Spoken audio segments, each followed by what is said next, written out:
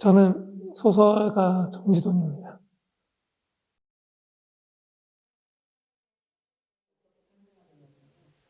가능한 최선의 세계 시놉시스는 제안을 받고 탄생을 했어요. 플랫폼의 큐레이터 분들에게 어떤 SF적인 세계관에 대한 글을 써달라는 부탁을 받았었고, 제안을 받았었고, SF에 대해서 이렇게 특별한 제가 관심이 있거나 그랬던 건 아닌데, 고민했었던 몇 개의 문제는 있었어요, 예전부터. 그러니까, 뭐라 그래야 될까요? 지금 가능한 최선의 세계에서 가장, 주요한 철학적 어떤 기반이 되는 게 그 결정론이라고 하는 인간의 삶이나 아니면 우주의 운명이 다 결정되어 있다, 결정될 수 있다, 또는 예측할 수 있다 라는 그 결정론이라는 세계관과 그것이 불가능하다라는 세계관의 대립 같은 건데, 그거는 사실은 SF와 상관없이 철학적으로 예전부터 되게 중요한 논쟁이었고, 한때는 해결이 됐다라고 생각하기도 했었고, 근데 최근 들어서 다시 좀 대두가 되기도 했던 세계관인데, 거기에 대한 관심이 있었거든요. 그 세계관의 중심으로 또 파생되어 나온 수많은 이야기거리도 있고, 그래서 그런 것들에 대한 관심이 있던 차에 SF적인 걸 배경으로 해서 그런 것들에 대한 어떤 이야기를 좀 풀어보면 어떨까? 그리고 다른 분들은 그걸 가지고 어떻게 가지고 놀까? 그런 궁금증이 들어서 쓰게 되었습니다.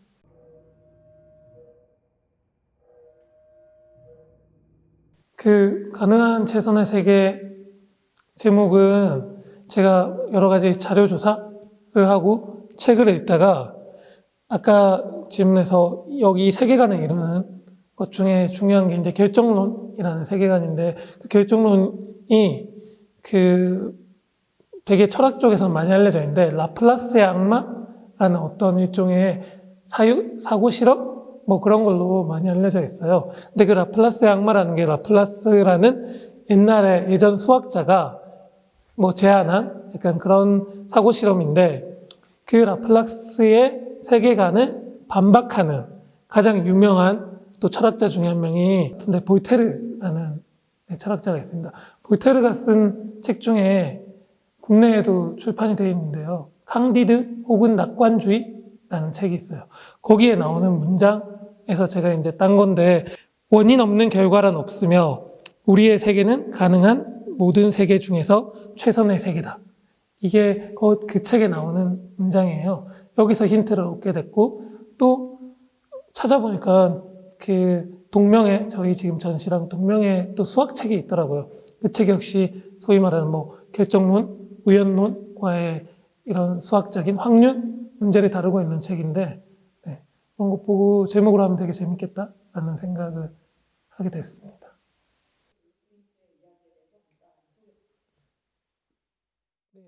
진짜 간단하게 그냥 말씀드리면, 미래 세계를 기반으로 두고 있는 SF적인 세계관인 건데, 그러니까 AI의 어떤 능력이 극도로 발달해서 미래를 다 예측할 수 있게 된 거예요. 사람의 미래를 다 알 수 있게 된 거죠.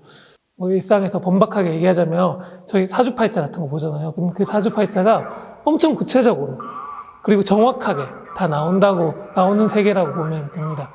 그런 세계가 있고, 그런 세계가 우리의 세계가 됐고, 근데 그것에 대한 사람이다 보니까 어떤 저항감들이 생기고, 어떤 문제가 생기고, 그런 일들 때문에 그것을 상쇄하기 위해서 AI에서 그런 어떤 일종의 예측이 불가능한 인공적인 세계. 이게 약간 아이러니한 지점인데, 재밌는 지점인데, 인공적인데 예측이 불가능한 세계를 만들어요. 제가 쓴 시놉시스에서는 그거를 물리법칙이 다 무너져 있는 세계라고 하는데, 그러니까 그 세계가 레드프린트고 모든 것이 다 예측되는 사주대로 돌아가는 세계가 블루프린트. 사주라는 말 하니까 좀 이상한데, 근데 이해하기 쉬우니까 그렇게 해서 이렇게 두 가지 세계가 나누어진다라고 보면 될 것 같아요.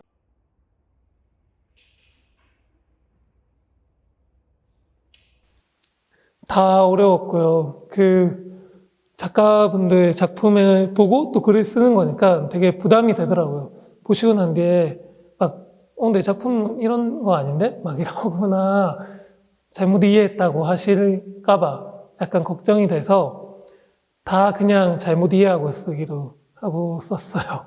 제 마음대로 그래서 썼고, 근데 그 과정에서 약간 예외적인 어떻게 보면 작업이라고 할 수 있는 게 김희천 작가의 매시업라는 작업에 대한 글이 조금 예외적인데, 그거는 작품 자체가 아주 투명한 서사를 가지고 있지는 않지만 어떤 서사가 있고 그 안에서 대화가 나오는데, 그 대화를 그냥 살리는 것만으로도 좀 재밌는 텍스트? 변형은 좀 가했지만 재밌는 텍스트가 될 수 있겠다는 생각을 했습니다. 이 세계의 어떤 의식, 무의식 같은 것들, 그 세계에서 그리고 있을 법한 대화 같은 것들이 좀 담겨져 있는 느낌이 들어서 그거는 거의 그대로 약간 살짝의 조작만 하고 살려서 작업을 했어요. 사실 그게 제일 편했죠. 그래서.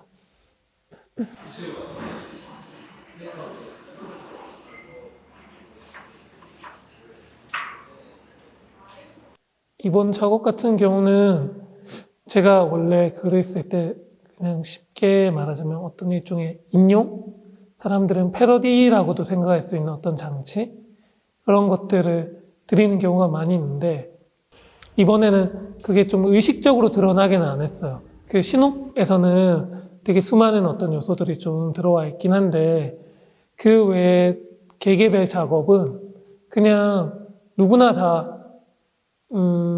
체험하고 있고 보고 있는, 그러니까 SF적인 세계관이라고 하는데 사실은 저희 주변의 SF 영화라던가 뭐 드라마, 소설, 그리고 문화적으로 과학 기술적인 어떤 문명 같은 게 너무 깊숙이 들어와 있기 때문에 그냥 이걸 기반을 둔 상태에서 작가분들의 작업을 보고 좀 즉각적으로 떠오르는 어떤 연상에 힘을 입어서 서사적으로 푼다거나, 네, 그렇게 좀 나아간 편입니다. 여기 어쨌든 전시장에서 보는 글이고 가져가서 보실 수도 있지만 전시장에서 보는 글이다 보니까 너무 많은 레퍼런스가 있으면 굉장히 힘들어질 것 같더라고요. 그래서 좀 가볍게 뭔가 이야기를 포착해서 쓰려고 노력했던 것 같아요.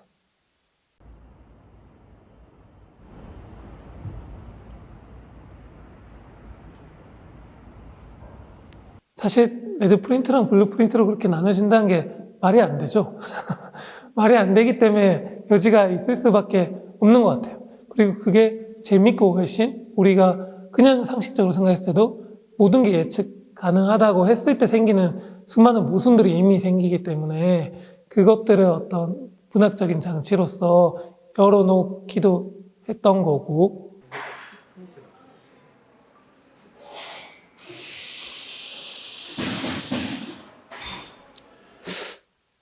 네, 차이가 있죠. 차이가 있는데 그 차이를 막 그대로 다 지키진 않는 것 같아요. 이게 그러니까 무슨 말이냐면 사실은 그냥 책으로 선보이는 매체가 너무 다르니까 전시장은 그 전시장 안에 있는 공간, 그 시간 동안, 그 공간에서 시간 동안 벌어지는 거고, 책이라는 거는 기본적으로 뭐 전자책이 됐더라도 어디서든 볼 수 있고 가지고 다닐 수 있고 휴대가 가능하고 그렇잖아요. 그래서 그게 너무 다를 수밖에 없다고 생각하고, 그래서 쉽게 기본적으로 접근할 때는 어쨌든, 그리고 전시는 제가 어쩌다 보니까 미술관에서 하는 어떤 전시와 같이 결합된 작업들을 하게 됐는데, 전시는 제 작업이라기보다는 어쨌든 이 전시를 만든 큐레이터, 기획한 기획자들, 그리고 다른 작가들이 주인공이거나 그분들이 또 존재하고 있어서 그 다른 분들이 만들어 놓은 틀이 있고 그 틀 안에 들어가서 제가 할 수 있는 거를 잘한다는 게 첫 번째 생각인 것 같아요. 소설을 쓸 때는 어쨌든 책의 전체적인 만듦새까지도 편집자랑 같이 의논하지만 제가 엄청 다 고려를 하고 좀 주요하게 생각을 하고 다 만들어내려고 하는데, 전시장은 다른 사람이 어떻게 만들어 놓은 풀 안에 들어간다는 생각을 하고 있고, 근데 그것 때문에 생기는 더 재밌는 지점들이 많은 것 같아요. 네, 그리고 뭐 아주 가장 단순하게는 전시장에 그리고 미술 전시에 뭐서 참여하는 글들은 보통은 대부분은 전시 동안만 보는 경우가 많기 때문에 글을 뭐라고 해야 될까요? 전체를 보지 않아도 이 글을 이해할 수 있는 방식의 글을 쓰려고 좀 노력하는 편이에요. 그리고 한두 문장만 봐도 그 문장에서 뭔가가 느껴질 수 있는 것들을 조금 더 많이 의도를 한다고 해야 될까. 그런 것도 좀 있고, 네. 그렇습니다. 조금 더 쉽게 쓰려고 약간 노력할 때도 있고, 개개별이긴 한데, 그리고 미술 전시가 가지고 있는 어떤 색깔이 또 확실히 있는 것 같아요. 색깔에 맞는 언어, 단어는 뭘까에 대해서도 고민을 하고 있고, 고민을 하고, 또 고민을 한 후에 맞는 게 이런 거다라고 생각이 들면, 그거랑 정반대 걸 일부러 또 써보기도 하고, 네. 그렇습니다.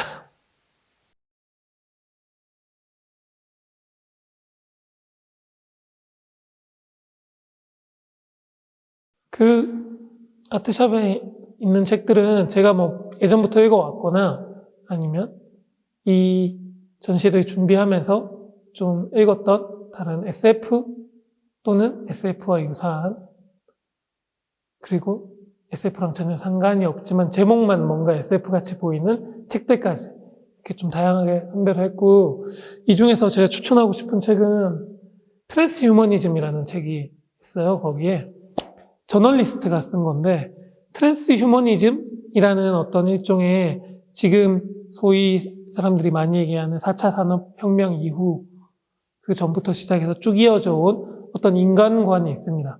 트랜스휴머니즘 간단하게 얘기하면 뭐 인간의 어떤 신체적인 한계를 뛰어넘어서 새로운 인간형을 만드는 네, 그런 운동이라고 해야 될까요? 뭐 사고방식이라고 해야 될까요? 그런 것들인데 이를테면 뭐 영원히 살 수 있는 신체를 만든다거나 그런 것들이거든요. 근데 아무튼 그런 거를 실제로 믿고 있고 그래서 그걸 준비하고 있는 근데 그 준비하고 있는 사람들이 하면 대부분 많은 경우 되게 IT 업계의 부자들이라거나 소위 컴퓨터 천재들이라거나 이런 사람들이 그런 생각들을 되게 많이 하고 그런 뭔가를 만들려고 해요. 그럼 뭔가를 만드는 과정이 궁금해서 그 미국의 저널리스트가 그 사람들과 함께 하면서 취재를 하고 그 트랜스휴머니즘을 믿는 트랜스휴머니스트들의 이야기를 담은 책입니다. 제가 이렇게 약간 장황하게 얘기를 한 것 같은데 이 책을 추천드리는 이유는 이 책이 진짜 웃겨요. 너무 웃긴 책입니다. 이 소위 우리가 생각하는 어떤 주제의 무게라던가 그런 기술적인 이야기와는 별개로 굉장히 유머러스하게 담고 있고 그 트랜스휴머니즘의 이야기를 유머러스한 와중에서 다른 어떤 지점들 과연 기술이 인간에게 어떤 영향을 끼칠 것인가 그것을 뭐 긍정할 것인가 부정할 것인가에 대한 이야기도 잘 담고 있어서 네 적극 좀 추천하는 책 중에 하나예요.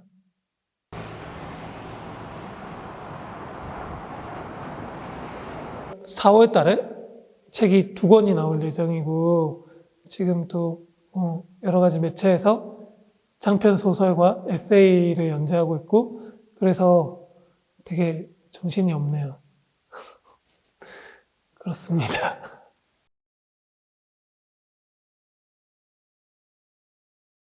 제가 생각하는 가능한 최선의 세계를 사실 생각을 별로 안 해봐서 가능한 최선의 세계는 북유럽? 북유럽 같은 건가? 모르겠네요. 사람들이 대안이 없으니까 맨날 그런 걸 얘기하는 것 같아요. 근데 이 질문을 받고 생각을 해보면 많이 얘기하는데 사실은 최선의 세계는 가능한 한 최선의 세계는 되게 지루한 세계일 것 같아요. 되게 지루한 세계. 저는 어쨌든 폭력이라던가 어떤 강요 이런 것들이 없는 세계가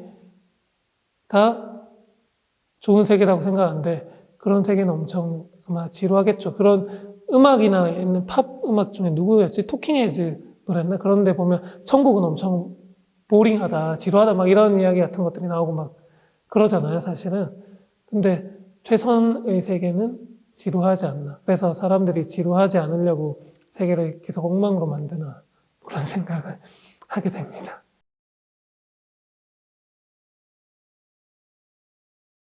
전시에 참여해서 좋네요. 감사합니다.